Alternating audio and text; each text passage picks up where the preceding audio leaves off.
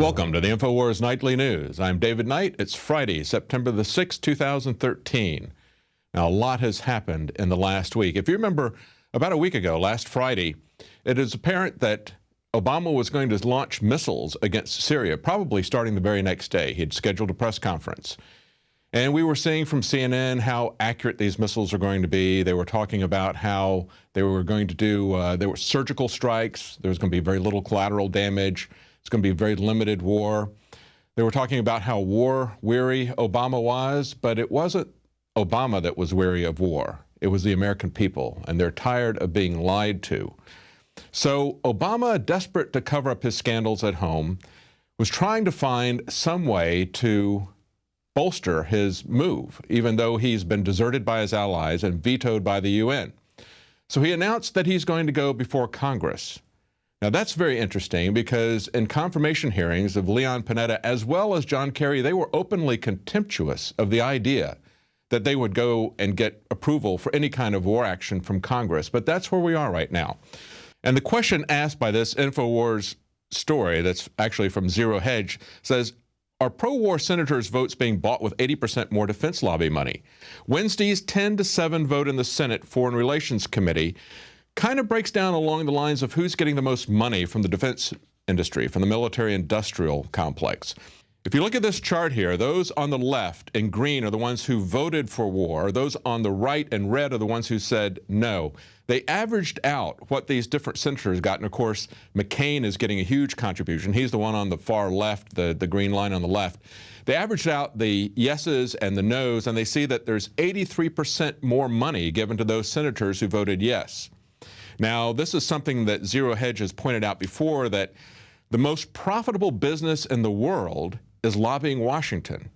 If you were going to invest in a blue chip stock, you would only get about an 11% return on your investment. But if you do something like lobby Congress for oil subsidies, you get a 5,900% return on your investment. Or with a tax break, 22,000%. Or with drug pricing, you can get a 77,000% increase.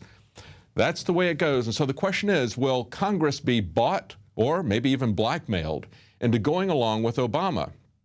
If they do, will that alienate an awakening public even more? If they vote against Obama, will he, in order to try to save face, to distract from scandals here at home, will he add to his list of impeachable offenses an attack without congressional authorization? Well, we've got a breakdown from Think Progress, and they're taking a look at the pulse in the House. In the Senate, Obama looks like he may get what he wants in the Senate. But in the House, it's a different story. If we look at this chart from Think Progress, as of yesterday, according to their tally, it looked like there were 49 yes votes and 199 no votes. And you can see in that chart there, the blues are the Democrats and the reds are Republicans. The dark blue are those who are definite or maybe no's. The dark reds are those who are definite or maybe no's on the Republican side. And then those bright colored ones down at the bottom, those are the yeses for war on the Republicans and Democrats, or the leaning towards yes from the Republicans and Democrats. So you can see he's got a lot of room that he needs to make up here, and it doesn't look like at this point he's going to get the authorization from the House. Why is that? I mean, it looks like the Republicans are not willing to fall on the sword in order to save Obama's prestige. And maybe they're not willing to push you or your spouse or your son or your daughter on the sword in order to save Obama's prestige. Well, as you saw in that previous article with the graphic, McCain gets far more money than anybody else on that committee that was voting to move this forward to a full vote. He's getting a lot of pressure from his constituency.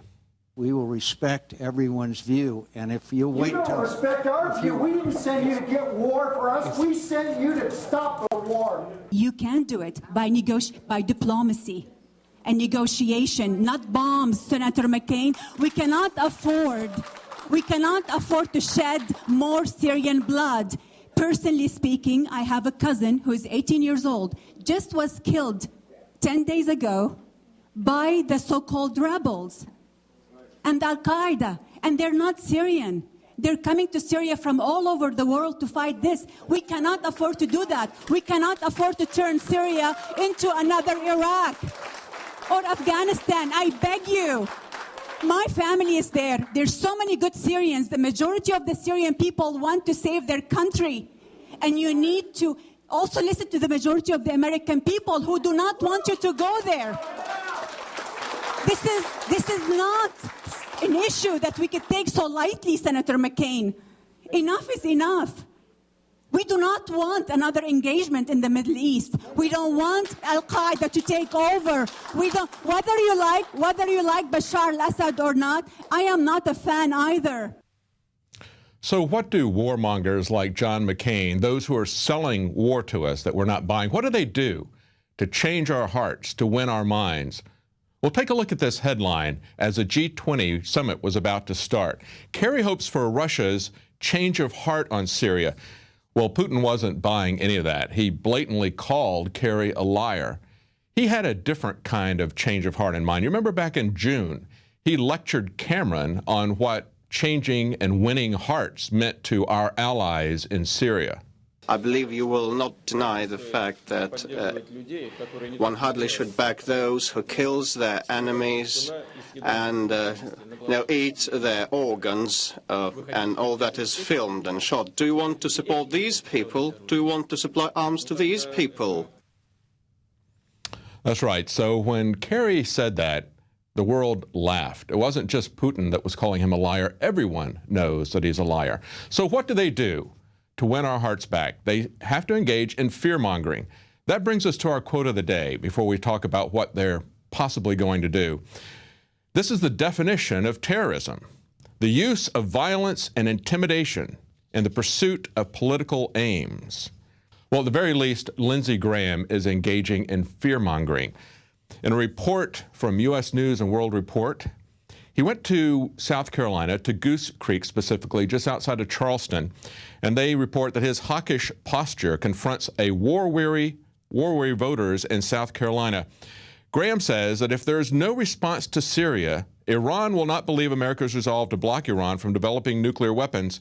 Graham also said those nuclear weapons in the hands of terrorists could result in a bomb coming to Charleston Harbor.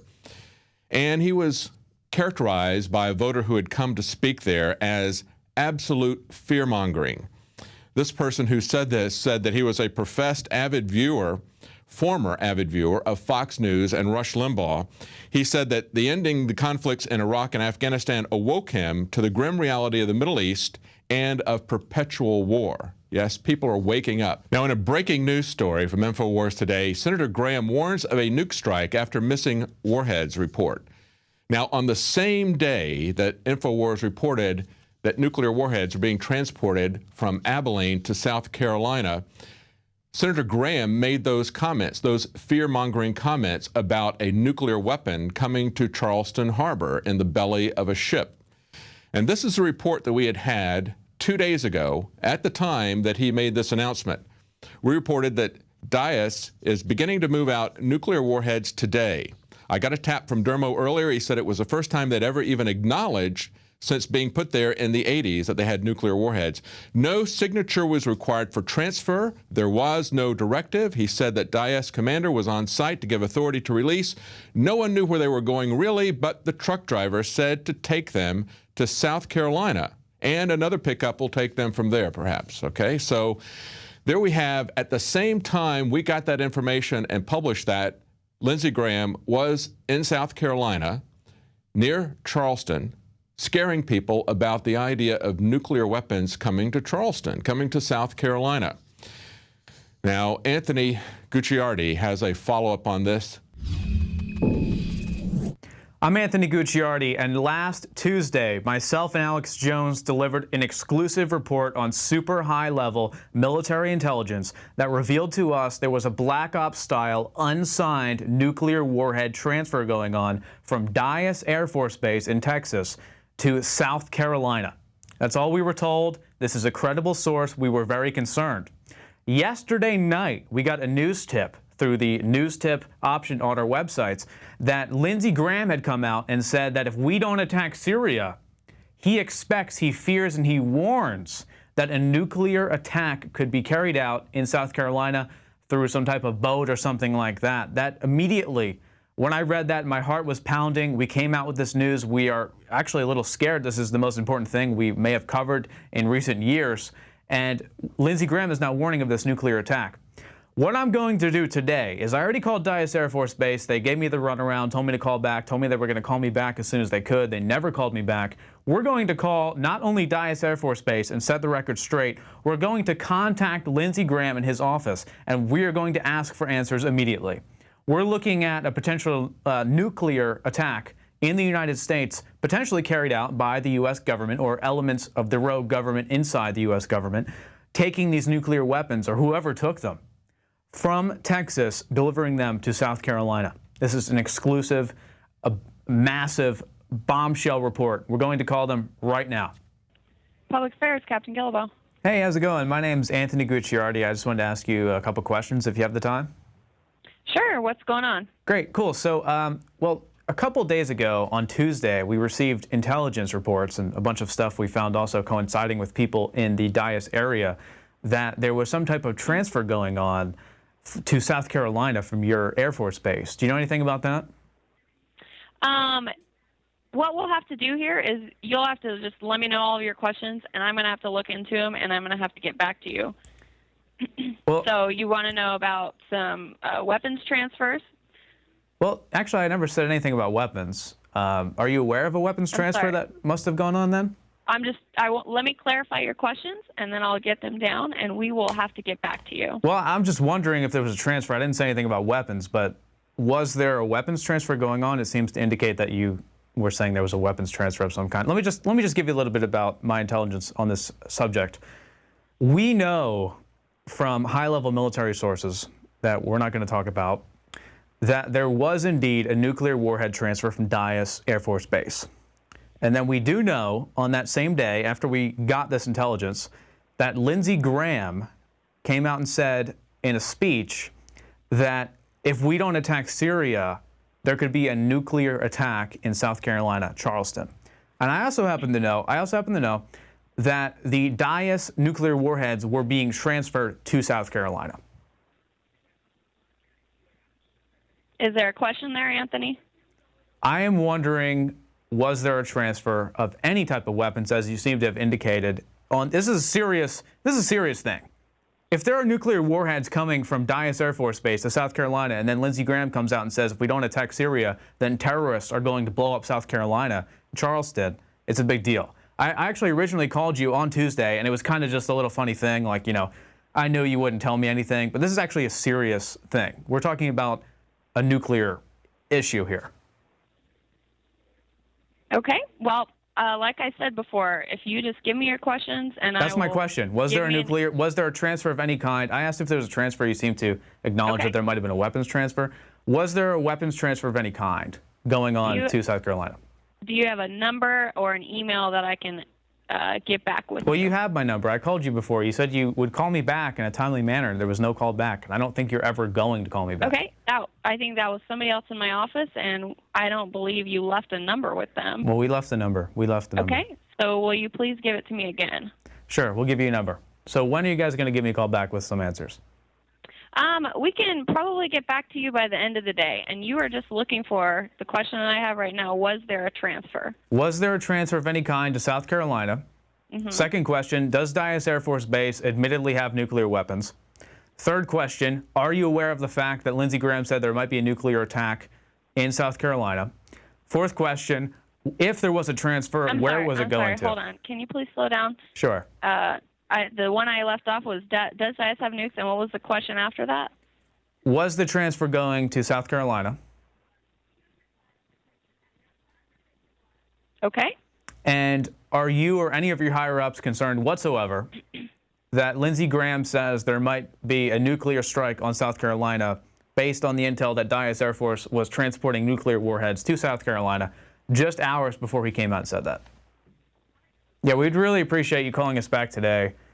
And please, as soon as you physically can do so, please give us a call back. Okay, we will look into the answers, and we will get back with you. Do you have an email address that works? Anthony@Infowars.com. I just wanted to ask you one question on a personal basis. Does it trouble you that there is intel of nuclear warheads coming from Dias hours before Lindsey Graham says that there could be a nuclear strike from terrorists in South Carolina if we don't go to war with Syria. Does that trouble you? Again, Anthony, I'm sorry, but I'm going to have to get back with you on these answers. Okay, well, we'll talk with you later today. We'll be expecting the call. All right, sounds good. Thank you. Thanks, bye. Well, there it is. This woman, I think it's exactly the same woman I spoke to last Tuesday. No answers. They say they'll call us back. I don't know if they will. If they do, we will have it here on video in another special report, and we'll see what they say to those questions. Of course, they're probably going to say, no, we don't have nukes. There was no transfer. You're crazy. And no, we don't even know what Lindsey Graham's talking about. We never heard about that. But I will try the best I can to pry some information from what they tell us and get to the bottom of the issue and seek truth in news. I'm Anthony Gucciardi. Everyone needs to look at this. Everyone needs to look at these reports. We do know what's going on. The intel is right. This guy's been right time and time again. And it would be one thing if the intel was there, but the other entire thing that turns us into an insane explosion of information is that Lindsey Graham came out just hours later and said that there could be a nuclear attack on South Carolina if we do not go to war with Syria. I'm Anthony Gucciardi. I'll be joining you soon again with another call. Well, that call was made much earlier today, and as of right now, they have still not called us back. And of course, he called them on Tuesday asking for information. They have not returned any of our calls, giving us any more information about whether that is a real transfer, not verifying that, or whether that is just a coincidence or a drill or what it is.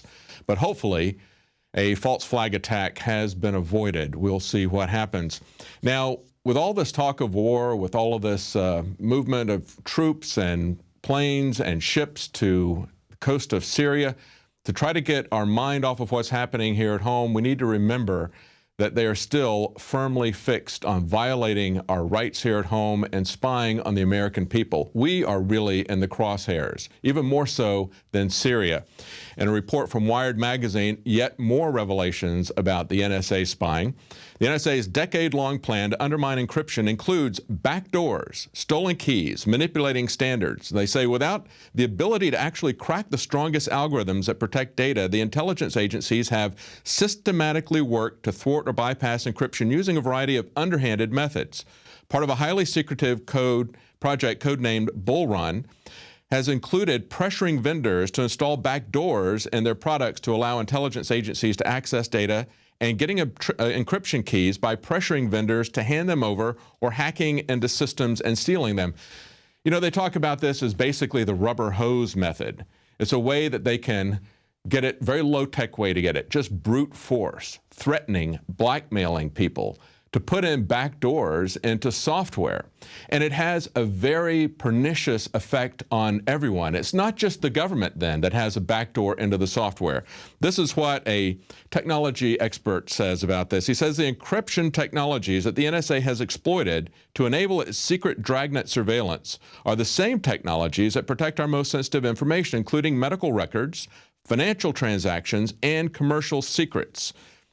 And he said that undermining standards and installing backdoors doesn't just allow the government to spy on data, but it creates fundamental insecurities in systems that would allow others to spy on that data as well. The NSA's efforts to secretly defeat encryption are recklessly short-sighted and will further erode not only the U.S.'s reputation as a global champion of civil liberties and privacy, that's laughable at this point, but the economic competitiveness of its largest companies. Now, this is something that was pointed out by Aaron Schwartz. He said that the government is funding these vulnerabilities that they're telling us we need CISPA to cover. But they're the ones who are creating these vulnerabilities. They're the ones who are making the internet unsafe. They're the ones conducting most of the cyber attacks. And as the New American points out, they say, who are the NSA's corporate partners in all of this? In other words, who are the Quislings of cyberspace? They say court documents filed by Google and obtained by consumer watchdog. The tech giant, Google, argued that a person has no legitimate expectation of privacy in information that he voluntarily turns over to third parties. Basically, Google claims the right to read the email of all of its customers in order to push ads to them based on keywords in the communication. Now, understand what they said here. I want to repeat that and emphasize that. A person has no legitimate expectation of privacy in information that he turns over to Google or to any third party. That's the position of Google. That's the position of Microsoft. That's the position of all of these corporations, these quislings who have cooperated with the government. And understand that CISPA was about giving them legal protection so that when they violate your privacy, when they turn this information over, you would not be able to sue them. It wasn't about giving the power to collect that information to the government. The government's been doing that quite some time. They've been getting that information. They've been paying these corporations for that information, and they've been getting it. This is simply to make it, to provide legal protection for these companies, essentially saying that they don't have to get a search warrant because this information that is about you is somehow owned by these third parties, and they can just voluntarily turn that over to you. But look at what some other companies have done. This is something that one guy who had a company, he shut his company down rather than turn over the information. He said, our government can order us to do things that are morally and ethically wrong. They can order us to spy on other Americans and then order us using the threat of imprisonment to keep it all secret. The fellow named Levinson who shut down his email service, his private secure email service. The next day, one of his other competitors, Silent Circle, announced that they would also be suspending their encrypted email service as well.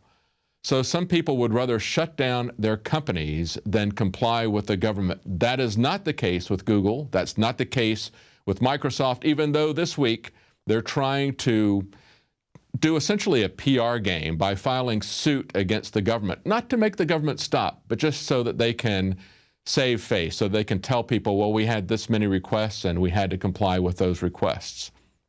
Well, like any other tool, the internet can also be used for good. We see a massive awakening happening because of the alternative media. One of the best places to get people awake is Prison Planet TV, and you can support that with a subscription. You can share that subscription with up to 10 people. Well, stay tuned. Right after the break, Leanne McAdoo will be interviewing Rosalind Peterson on the environmental effects of live ammo drills.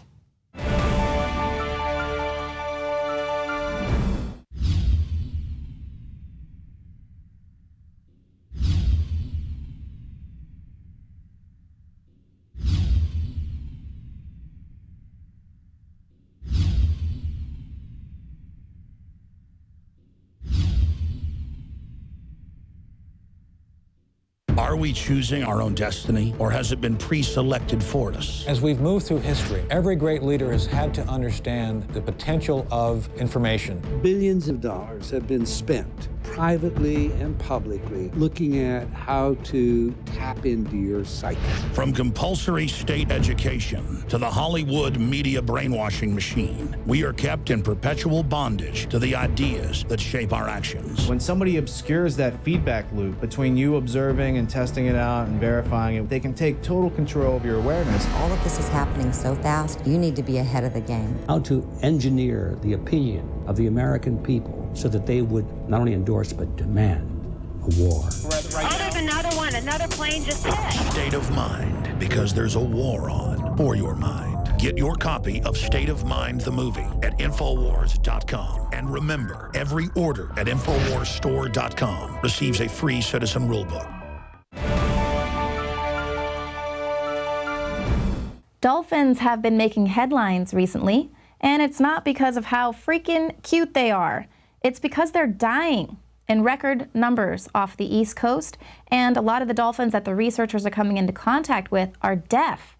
Now, they're attributing it to climate change, maybe viruses, but my guest today has many documents showing that it's a much bigger issue that the military-industrial complex and fracking enthusiasts might not want you to concern yourself with. From sonar, lasers, electromagnetic weapons systems, oil fracturing, drilling, ocean construction, and bomb blasts, the noise issue is tremendous, and that list is growing every year. All right, well, hello, Rosalind. Thank you so much for being with us today. Oh, you're quite welcome. It's an honor and a privilege to be here with you. Well, so let's launch right into the issue of the deafening dolphins. So this article says that Navy testing may be an issue. It's kind of way at the bottom of the article. But all the documents that you sent to me kind of show that they already know that Navy testing and sonar and all the noise is definitely an issue.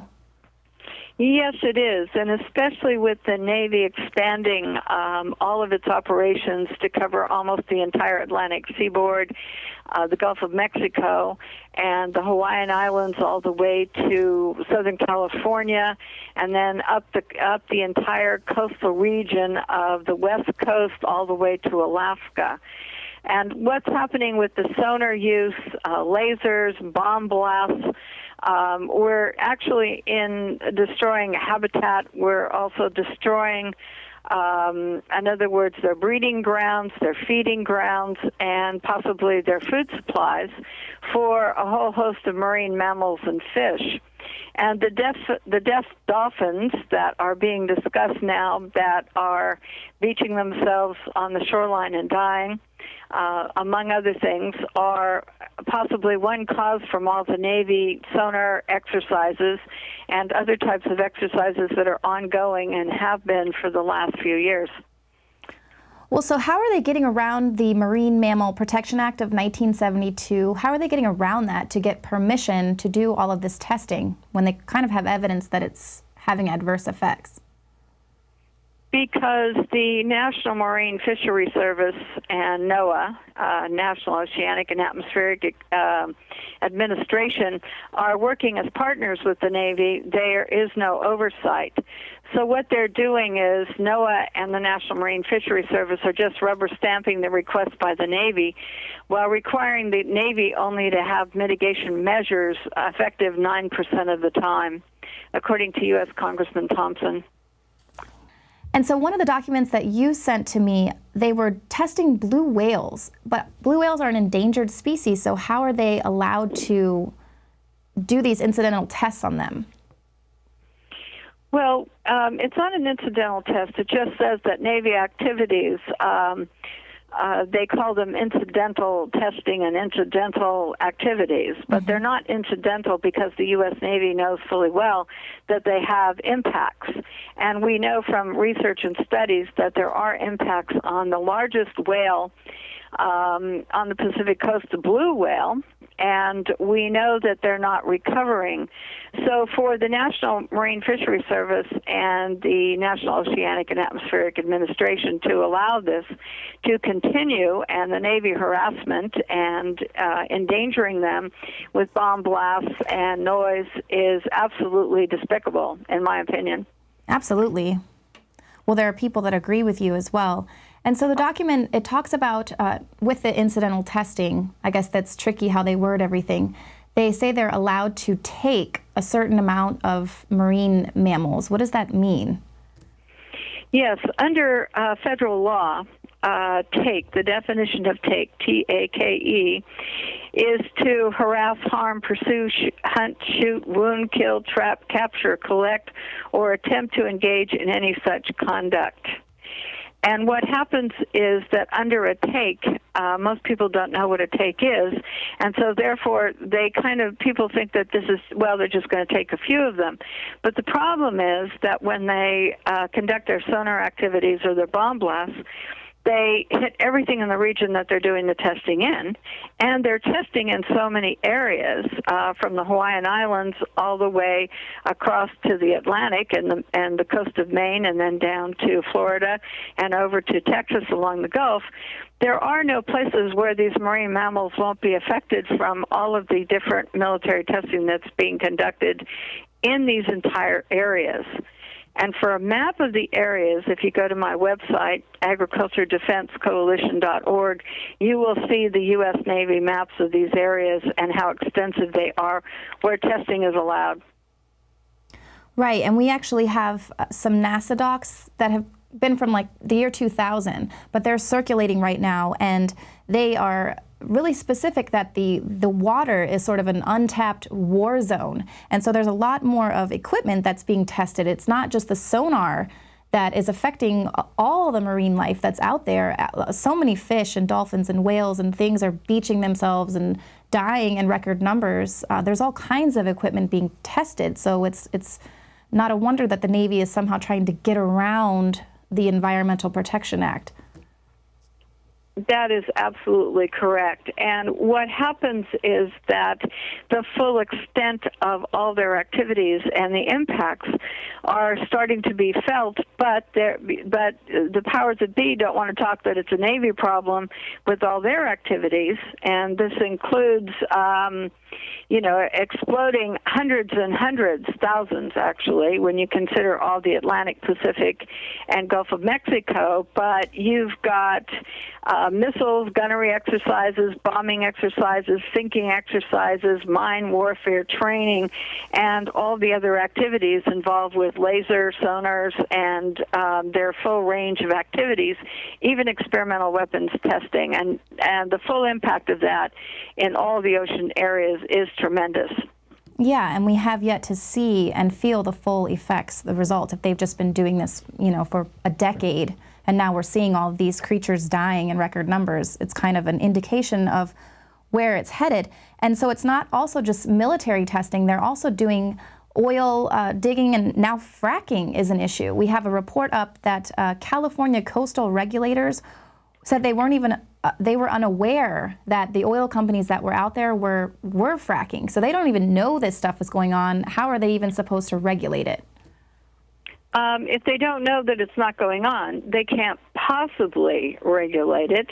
And also, the Shell Oil and other oil companies are using advanced sonar technology also to conduct their activities. So they're also creating noise in the ocean and creating different types of circumstances where marine mammals would be impacted on a great level. And with no regulation and no one knowing, they certainly haven't been able to have our congressmen or our senators even engage in a conversation that you can't add this to Navy testing and say that it's okay for our marine mammals.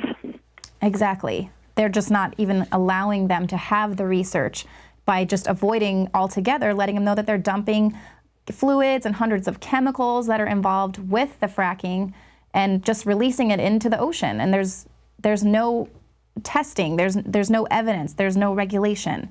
So we don't even know what's going to happen. Now, you mentioned some members of Congress, and I know that there are quite a few of them that have been pretty vocal in letting the administration know that there is some real concern here. I think you mentioned one of them said there was going to be 2.5 million sea creature deaths this year, or? Well, let me give you a letter from 7 senators and U.S. Congressman Henry Waxman, and I'll just read you a short quote of the letter that they wrote in concern about Navy programs. Quote, "In many regions, the Navy plans to increase the number of its exercises or expand the areas in which they may occur, and virtually every coastal state will be affected. Some exercises may occur in the nation's most biologically sensitive marine habitats, including national marine sanctuaries and breeding habitats. In all, the Navy anticipates more than 2.3 million takes. Significant disruptions in marine mammal foraging, breeding, and other essential behaviors per year, or 11.7 million takes over the course of a 5-year permit." And what happens is they have 12 of these warfare exercises ranges now in operation, with more planned in the next year. Well, so what can people do? Is there anything going through Congress right now that people can vote on?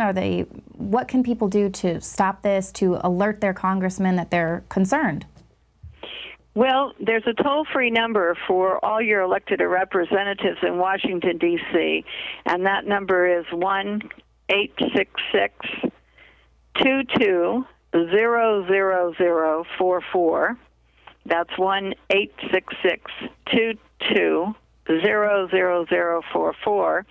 And you can ask for any elected representatives and let them know. You can visit my website, agriculturedefensecoalition.org, and you can support an environmental organization called Earth Justice in San Francisco, who has been working hard and also has a lawsuit against the Navy at this time. You can join them as well, and I hope everyone will. And if you visit my website, there are petitions on my website that you can sign and send back to me, because we hand deliver them every year or several times a year, depending, to our elected representatives in Washington, D.C. Very good. All the things that are happening in all of our ocean areas are having a definite impact on the food supply for the fish we eat. They're having a definite impact on all marine mammals. And what we have to do is we have to put pressure on our elected officials at this time to really take action to save our marine mammals and protect them, and to stop excessive noise and live fire exercises. The Navy doesn't have to practice with live bombs and blow up 1,000-pound, 500-pound, 2,000-pound bombs in the ocean just to prove a point on what may happen when they exploded, because they've already done enough of that type of testing. So we really have to get the Navy to not use live fire exercises in all areas of the Pacific, Atlantic, and the Gulf of Mexico, as well as Hawaiian Islands and other areas. Right, and it's also the U.S. Air Force. Yes, the U.S. Air Force asked for a permit to actually drop bombs on the manatee area in Florida, where they had their breeding habitat. And this cannot just go on. We know what the bombs do when they drop. We have warfare land ranges for testing. There's no reason to have these kind of exercises dropping bombs into the Pacific Ocean or the Gulf of Mexico or the Atlantic. Absolutely. There definitely isn't. And I grew up on the beach, so dolphins and manatees are very near and dear to my heart. So this really upsets me when I read these articles. So Rosalind, thank you so much for everything you're doing with the Agriculture Defense Coalition. I appreciate your time, and we'll definitely direct everyone to your website. And now that we're up for the midterm elections, it's like the most important time to call your congressperson and let them know that you demand they take action, or you're not going to reelect them. Well, the other thing is that when they have their town hall meetings, this is when to pressure them into talking about the Navy and these issues when they come home to visit. And, you know, we actually said to our congressman, we're not going to vote for you in the next election, you know, unless you make this your issue for us and defend our marine mammals off our coast. So everyone can do this. You can take action and you can make a difference, especially if we raise our voices together. And please feel free to contact me. My contact information is on the website, agriculturedefensecoalition.org, if you need additional information. Okay, we sure will. Thank you so much, Rosalind. Thank you. Okay, we'll definitely go to Rosalind's website as well. I always like to plug whoismyrepresentative.com. You definitely need to, now is the time to speak up, find out who your representative is. You have to voice your concerns, let them know the issues that are important to you, and let them know that they work for you, so they better represent you and support your issues. Now, to learn more about how science is being repressed, especially when it comes to how the science that's affecting our environment, go to the Infowars store. Right now on special, it's the Scientific Tyranny Special. Scientists Under Attack explores how the globalist companies that stand to profit from GMOs are the same people controlling the research. And then What in the World Are They Spraying is the story of the rapidly developing industry called geoengineering. You can pick that up at InfoWarsStore.com. Now, thank you all so much for tuning in. Meet us here every weeknight at 7 p.m. Central for the Infowars Nightly News. I'm Leanne McAdoo.